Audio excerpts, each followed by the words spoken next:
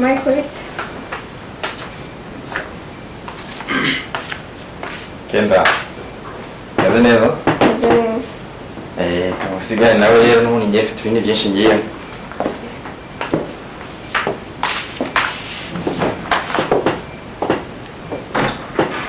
Niyo kisaba nawe ko banatuze neza. Hano si ni ikibazo. Nchikwiye gukomeza niba umeze neza. Ndeka ndakeka bitari usaba kuza hano. Bite se mukazi meza gute? Kazi nta kibazo umeze neza, akazi kari kugenda neza nta kibazo kiri. Okay. Tumba ari byo rero ngo wakikomeye.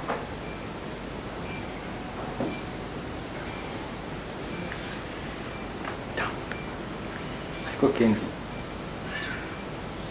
ndaguhangayikiye. Muhangayikira gute se?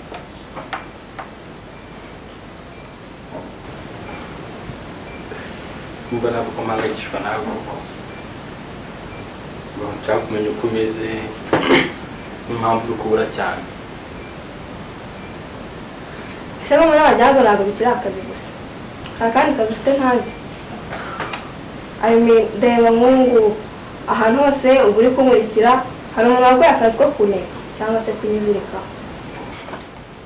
Ntabwo gusa nyine ni uko Sawa rero nyine ngaho jya mu kazi. Harabura ibyo wari gufata gusa nkagaruka.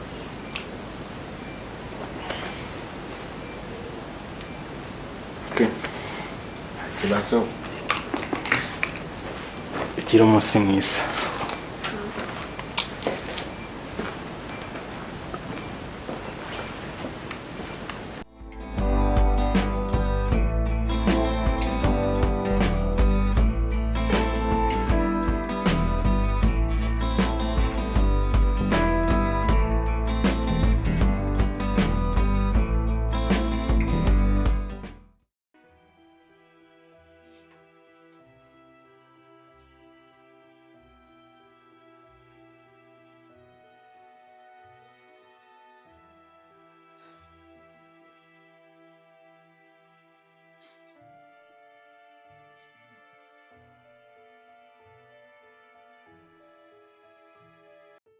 Wabaye iki se? Kendra, kuva ejo nazi iwanyu nta n'ubu ndumva kabisa nacitse intege kugera naho nataye umutwe. Ni iki cyabereye mu rugo se cyatumye umutwe? Ngiye naraje nyinjira nsanga Mimi ari kumwe n'undi musore benda gusomana. Nako si no gusomana gusa barasomanye. Umusore umeze gute? Ni umusore muremure w'inzobe. Nkore kaba hariya mu rugo. Ngo kuva ryari kugeza ryari? Umva. Sinzi impamvu yo gukomeza kwibaza. Nawe. Ariko urabizi ko ngiye buri gihe mba mari ku bwawe. Kandi uretse amasomo ye wenda yadutandukanije. Ariko ngiye urabizi ko ngukunda. Akendera urabizi twarakundanaga ariko byari bya kera. Urabizi ko Mimi ahari. Ubu tuvugana ngo ndanamenye. Ese uyu mukobwa umubona iki? Uwo wirirwa uvuga ari mu rukundo n'undi musore. Hari icyo atakweretse? Ndagukunda urabizi kuva kera kandi nawe wibwije ukuri. Nanjye ndabizi ko nkunda. N'ibibazo. It's okay.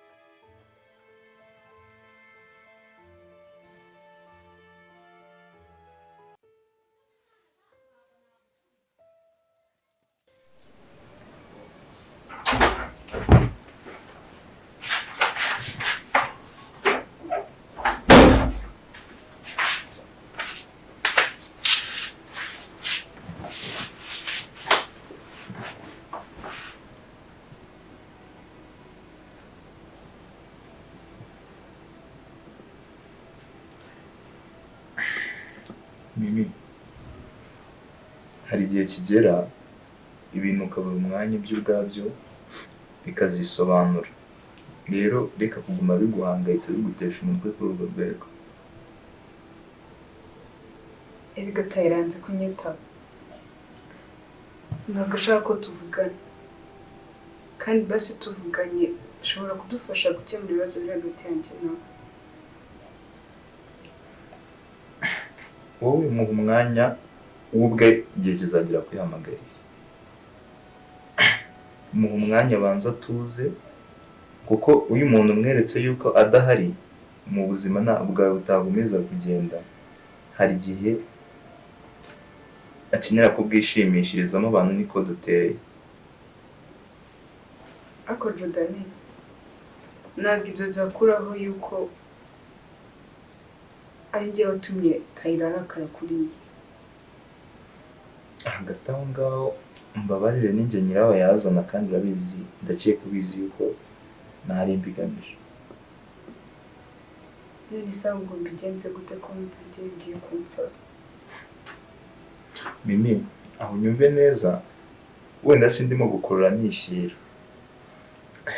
Ariko kubona urimo gusarira undi musore, kandi nanjye ndi umusore, birambabaza kandi ni koko.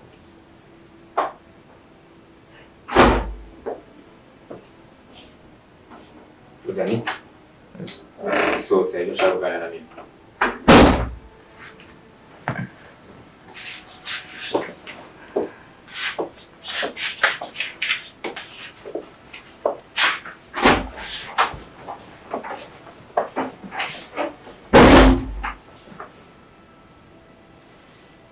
Nami bite?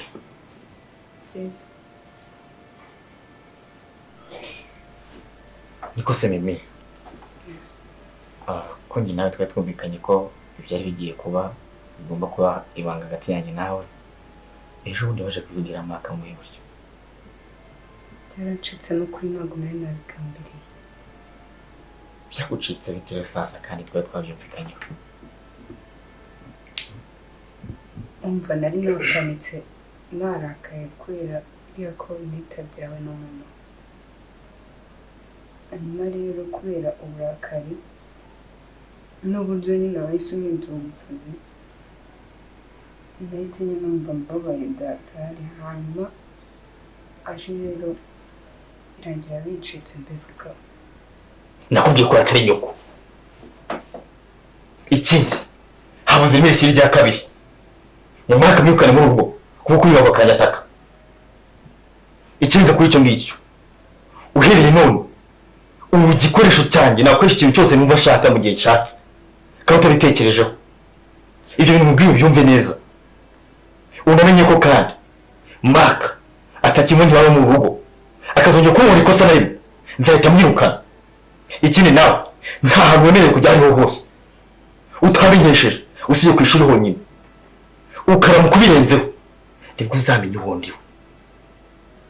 Uranyumva? Yego. Sawa.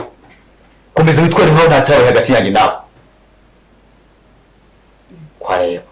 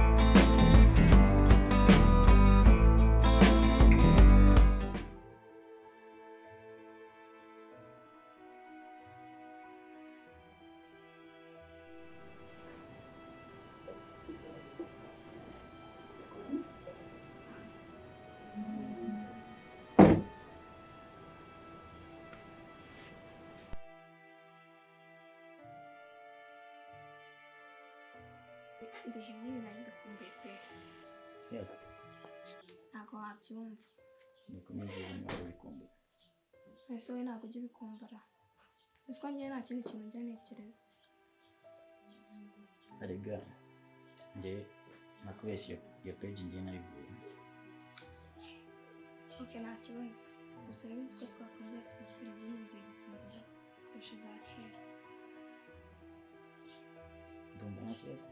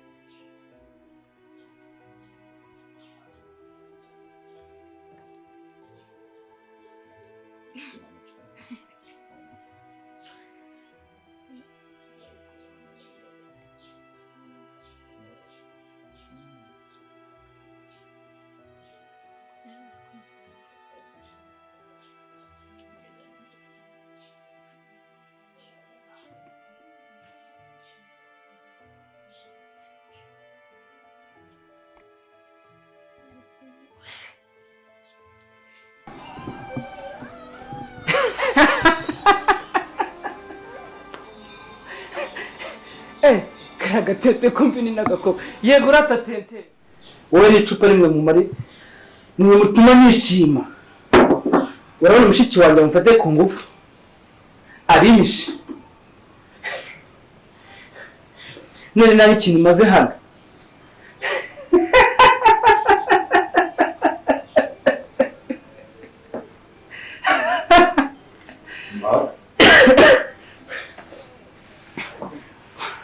urambaza iki murezi nashaka ko mu mategeko ngendera hano Mara ibintu wishe byo gufata ku mufuniko cicika kumbafu n'undi ni mwene nyuko nkunsi ibereye imwe ashaka kungira nkawe kumbafu Mara waba ikosa rya mbere wakoze ni ugusinza uko utari w'abandi kandi urabizi ko isaha ku isaha bakwirukana kandi nta kazi ufite ngo urabona aho ubu Cicika ngaho wahita ubabaye ibona cicika ngaho ndetse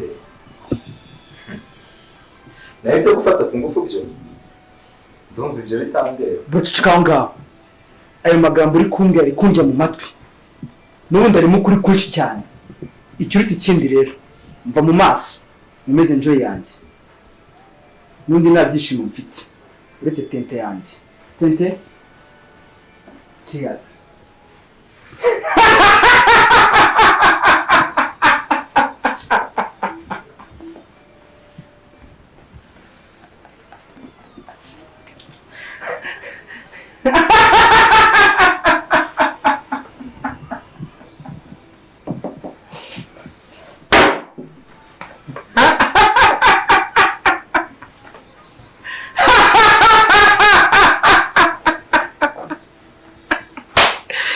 Cheers.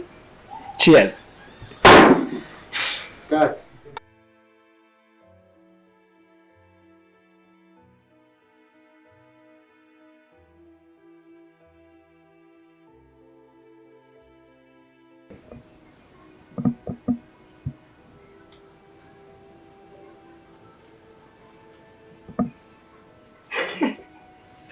Sera cyagira gukirigitwa hano.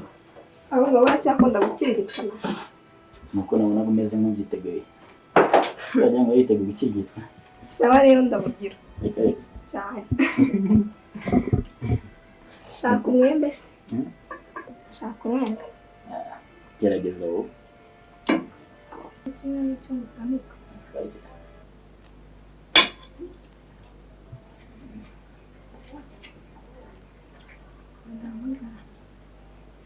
Ndabara uburyohe. N'uburyohe.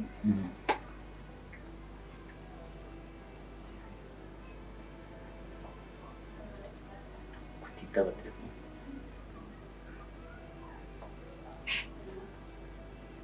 Umuntu telefone. Umva ni sekreteri wanjye kandi arabizi neza ko ndi muri konje nangomba kumuhamagara. Kuva kare umuntu wahereye karaguhamagara. Umva mubare.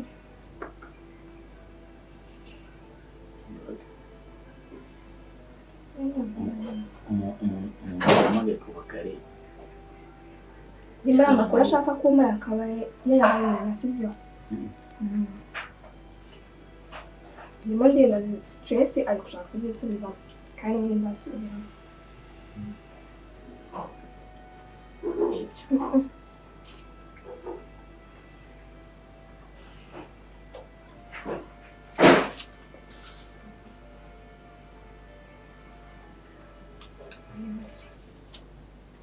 Kuniko kwirinda stress.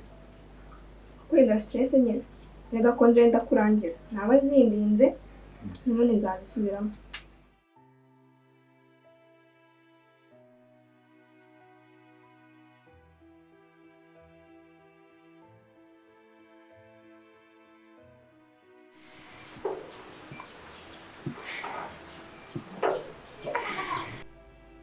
Dani ntangiye gusa nkaho mfite ubwoba bwo kumenya byinshi ku babyeyi banjye kuko reba nka Mucyo wambwiraga yuko arimo kudufasha gushaka ababyeyi banjye, reba niwe urimo kubaduhisha kandi nanone ukuntu uriya mugore yari ari kuvuga kuri fone bisa nkaho ari kwihunza inshingano zo kuba mama wacu.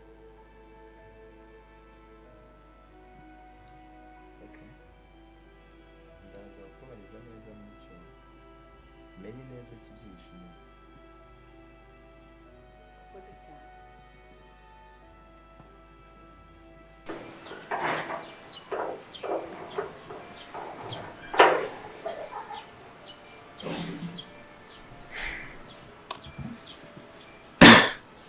Oya Mimi, oya wahereye kera urengana. Iki nicyo gihe kigeze ngo nawe wishime nk'abandi bose. Uracyari muto nawe ukwiriye kwishima.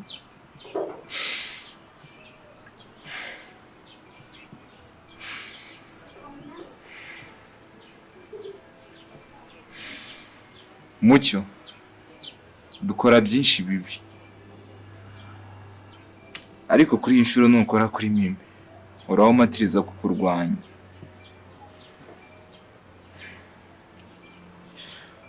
Mucyo, mbabarira ninkubwira ko bihagije kuri Mimi.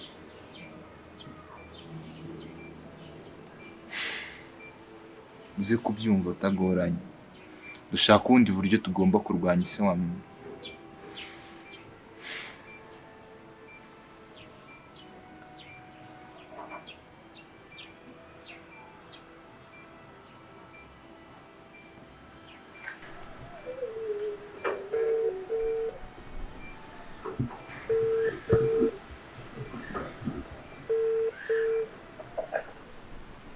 Hello bro. Nkeneye ubufasha bwawe. Man, ndashaka kurwanya umupangu wa Grand Frere kandi uramuzi. Man, ndabizi biragoye ariko ngomba kubikora kuko biri ngombwa cyane. Rero kamwereke urabizi ko mukuru wawe yapanze nta muntu umuvuguruza. Rero ushatse icyo gitekerezo wagisiba mu mutwe wawe. ariko man ntago narebera akora ibyo ashaka gukora. umva rero mugira inama, niba ushaka guhindura umwanzuro uko yafashe, icya mbere banza umwigire inshuti, numara kumwigiraho inshuti ugenda umwereka risike zose ziri mu mugambi yafashe cyangwa se mu mugambi yafashe, umwereka risike zirimo, numara kumwereka risike zirimo umuha umwanya wo gutekerezeho, nyuma wenda anagikoremo, naho nuzana iby'ubwana n'umubiri uramuzi nawe. Okay bro, so ndaza kureba icyo gukora cya nyacyo. Okay, sawa. So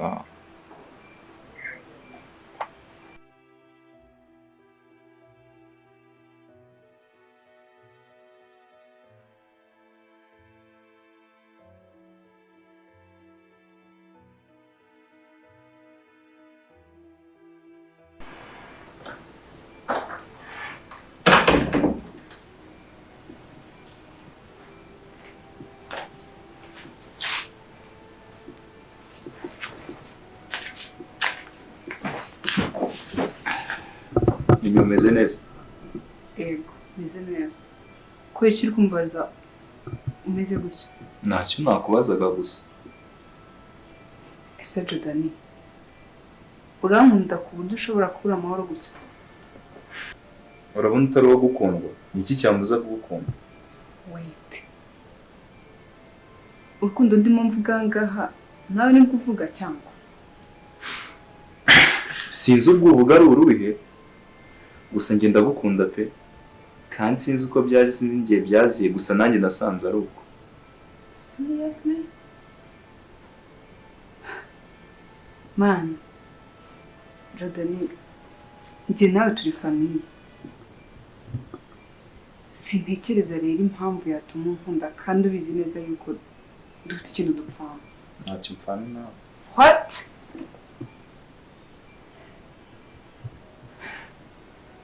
Mimi, ntabwo mbyumva. Nese Jodani, ntabwo we na mucyo muvukana? Mimi nari nibeshye, reka ibyo tubireke. Ariko ibyo ntabwo byasiba ibyo namaze kumva. Rero ndagira ngo nsobanurire, ni iki ntazi kiri kujya mbere aha ngaha? Mimi, nzakubwira byinshi utazi, buri kimwe cyose, ariko bitari ubu, bitari nonaha. Kuki ntakwiye kubimenya nonaha?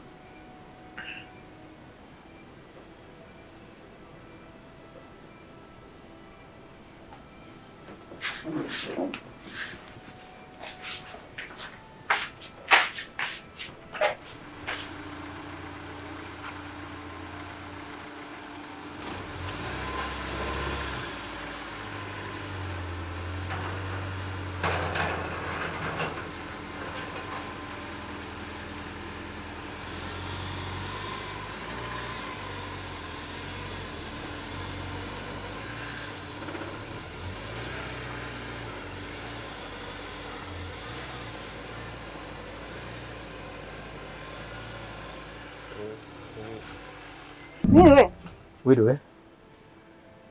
Urinde ni rukwijija. nitwa Gift. Hari umuntu wambwiye ko aha ngaha hari akazi ko mu rugo. Nanjye kugira ndebe kandi umunyamirwa bakayegukana. Wabikubwiye ntuwa hehe ninde? Yewe ntubwiye uwo muntu uwo ari we ntawe umubeshye. Kuko nibwo bwa mbere nari muye nawe. Jordan, Yes bro. hari itangazo ry'umukozi mwasohoye nkaba ntabimenye. Happy night. Hari yambwiye ngo witwa Gift. Yego. Okay. Injira ibyawe ndaza kubimenya neza. Ariko nzi ko hano nta kibazo cy'umukozi twari dufite. Sawa nakinje.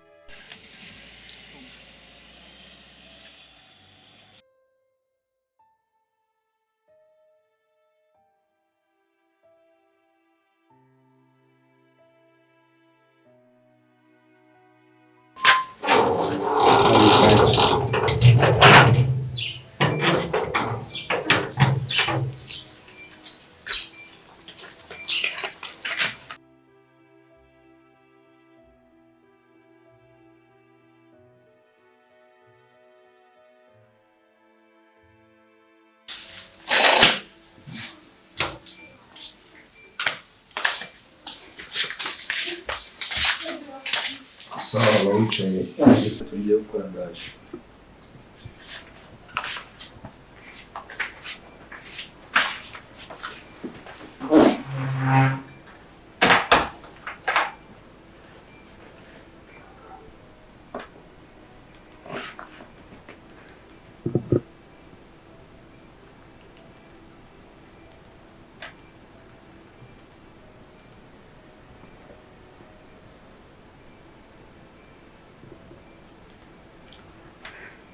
Alo?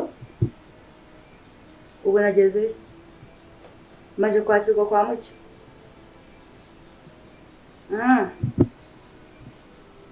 Yego boss. Amakuru zayamita nyagura. Sawa.